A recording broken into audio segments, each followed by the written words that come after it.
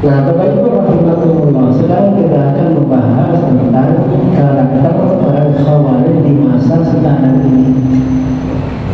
Jadi kalau zaman dulu, zaman Ali bin Abi Thalib bisa muncul, ternyata ada 20-an. Ini juga muncul lagi tahun 2000. Ya, bukannya sekitar tahun 2000-an, akhir abad 20 atau awal abad 21 muncul lagi.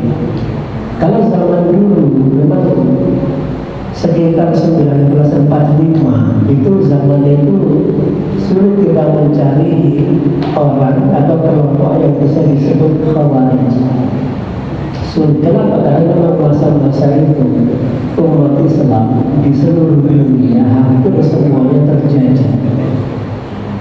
Jadi orang kalau dijajah terus melawan itu tidak bisa disebut pemberontak sebenarnya. Kenapa? Karena setiap orang punya hak untuk melawan. Yang kemudian muncul kadang-kadang harus seizin pemerintah kalau mau melawan. Kalau yang menindas pemerintahnya gimana? Pemerintah India Belanda itu resmi sebagai pemerintah di Indonesia.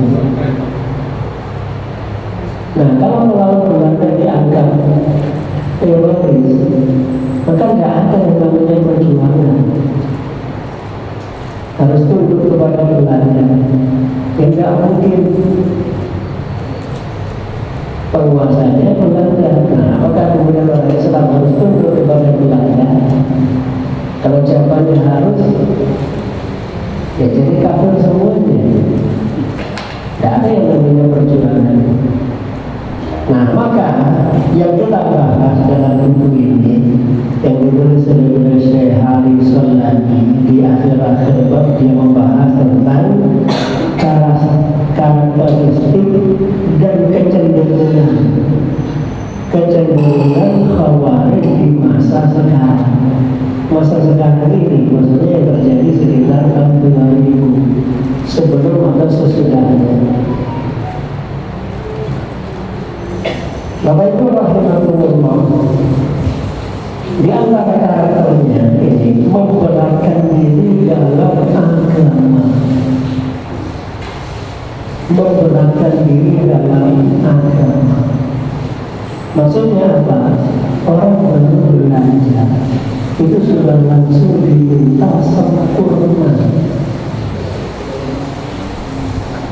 Memang dalilnya ada udhulul islami apa? Masuk Islamlah secara sempurna. Padahal dia baru saja belajar Islam. Karena dia belajar Islam harus sempurna. Baru kemarin itu belajar Islam, baru kemarin pakai jilbab.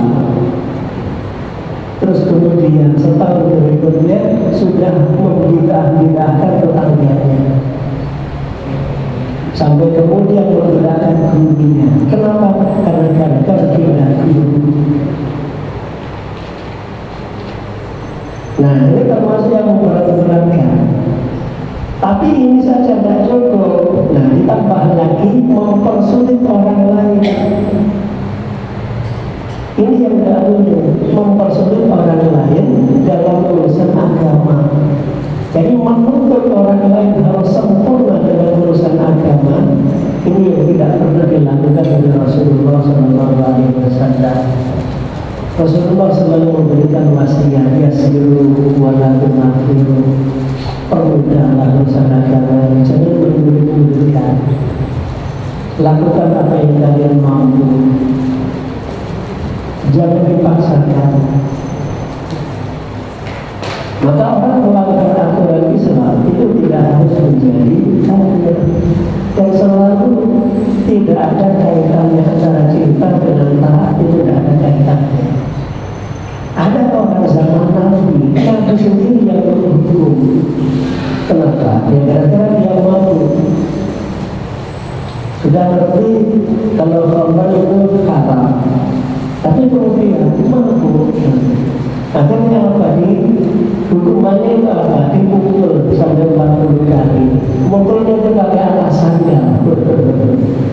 Daripada makanya dia itu cerah ini dikumpul di depan umum. Tapi ternyata mabuk lagi, begitu mabuk lagi akhirnya dicaci sama sahabat Nabi yang lain. Rasulullah melarang karena dicaci dia. Kenapa? Karena dia itu cinta kepada Allah dan cinta kepada Rasulullah. Jadi orang mabuk dicambuk itu ternyata Rasulullah tetap mengatakan bahwa orang ini sahabat Nabi cinta kepada Allah dan cinta kepada Rasulullah SAW. Kenapa? Karena orang yang memang punya nafsu, kadang-kadang dia kalah dengan orang nafsunya. Maka membuat logika ini tidak selalu dibenarkan.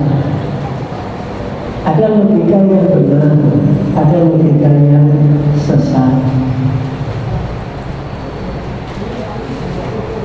Ada logika yang benar, ada logika yang sesat. Contoh, sahabat Nabi itu taat kepada Allah, taat kepada Rasulullah. Berarti setiap sahabat Nabi itu taat kepada Allah, taat kepada Rasulullah. Itu benar. Tapi kemudian kita dicari, kita praktek dalam sejarah apa sebenarnya seperti itu. Ya ternyata ada satu dua yang kemudian yang kalah dengan hawa nafsunya. Tapi yang luar biasa adalah mereka yusari'una fil khairat. Jadi kalau mereka jatuh kepada dosa, mereka kemudian sadar. Makanya orang yang baik bukan orang yang tidak pernah melakukan dosa, tapi mereka ketika jatuh dalam dosa mereka cepat sadar. Nah, mempersulit diri sendiri itu tidak apa-apa, efeknya hanya untuk diri sendiri supaya apa? Hati-hati. Tapi kalau mempersulit orang lain, saya tidak boleh. Kenapa kan mempersulit orang lain? Nah, merasa berilmu dan mengetahui semuanya. Merasa berilmu dan mengetahui semuanya. Kemudian congkak itu menjadi orang terkemuka dalam semua persoalan. Ini ingin menjadi orang yang terkemuka dalam semua persoalan. Fanatik terhadap sebuah pendapat. Pendapat siapa? Ya, termasuk mungkin pendapat dunia. Karena mungkin tahapan awal fanatik itu penting. Tapi kalau selamanya fanatik ini yang tidak boleh, nanti dia tidak belajar. Karena kalau belajar pasti dia berkembang. Kalau berkembang itu pasti ada perbandingan. Ketika dia membandingkan, dia pasti sudah punya ilmu untuk membandingkan mana yang benar dan mana yang salah. Maka kalau tidak dipelajari semuanya, dia tidak bisa mengetahui mana yang benar, mana yang salah.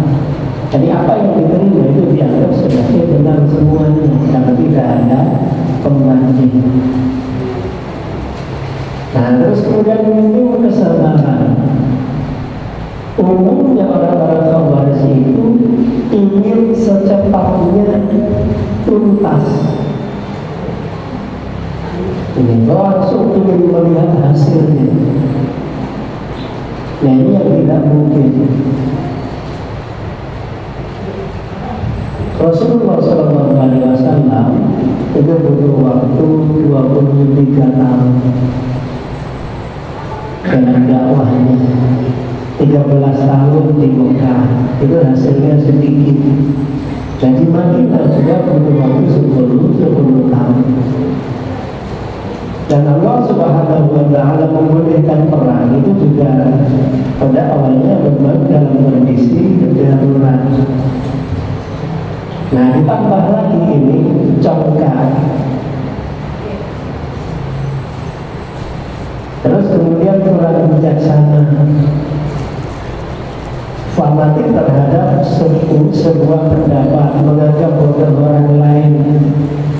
Sudah gitu, baru kemarin sore belajar, sudah mencela para ulama. Jadi ibaratnya ada orang baru belajar Quran, hafal juz amma, lumayan. Tapi kemudian sudah menyalahkan orang yang hafal 30 juz plus dengan syarat Qurannya plus dengan qiraatnya. Bacaan itu salah. Ya kenapa? Beda dengan saya. Ya memang beda. Oh dia yang cuma hafal juz 30, dan yang ini hafal 30 juz plus dengan syaratnya plus dengan dia menguasai tafsirnya.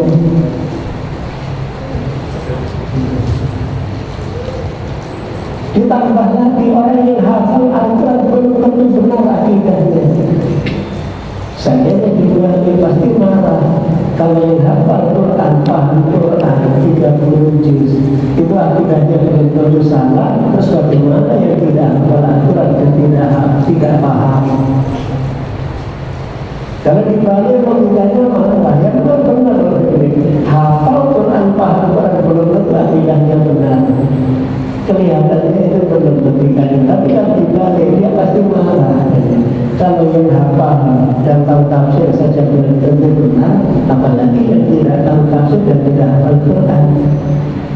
Mungkinkah dia lebih baik dibandingkan dengan yang orang pintar belum tentu benar? Iya. Kalau yang pintar saja belum tentu benar, apalagi yang bodoh. Sejak kecil belajar sampai tua belum tentu pintar. Iya, kalau yang belajar dari kecil sampai tua belum tentu pintar, apalagi yang belajar kemarin sore. Jadi ini membuat perbandingan yang tidak benar. Makanya disebut dengan kurang bijaksana. Ini kurang bijaksana. Nah, terus berburuk sangka terhadap mereka, terhadap para ulama.